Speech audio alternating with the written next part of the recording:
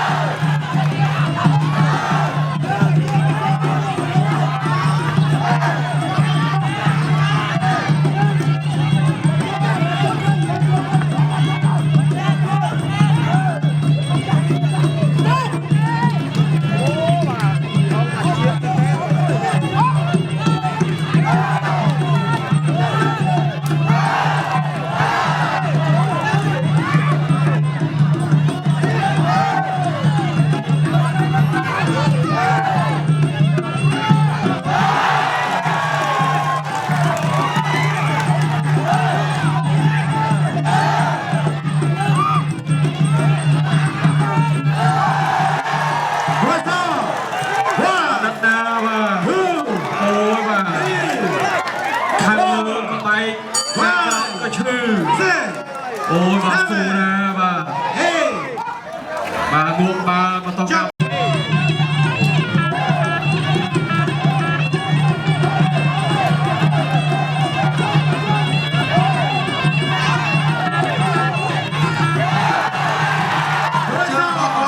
มาใจยังนาบางจึงระบบก้อนบาดตื้อแต่รอมุนจึงบาดระบบสีทองได้พรำพรำมวยพรำปีพรำไปนานแน่นพรำควรตับรำตึกตีปีแบบสีหกมาอายุชนะยังคนนี้บานสำเร็จ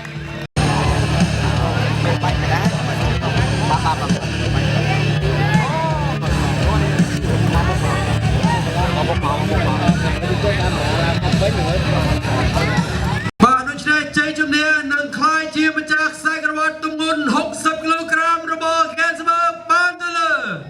ไกลากอบงกอกระหองทุนสีหงตองมาจากเชียงไงเคยนะจ้ะโอ้ทุนสีหงคือมาน้อยก็ยาบาสมอบอซาโตโดมาจากเชียงไงสายกระวัดตุ้งมุน60 กิโลกรัมระเบิดแกนสมทุนสี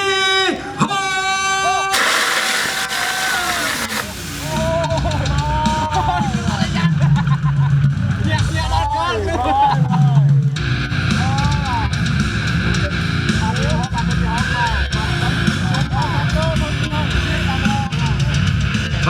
ตรงนั้นตอนนี้ประมาณคนแม่แบบคนสีห้องในกรงกาโครงสายกระบอกในกรงประเภท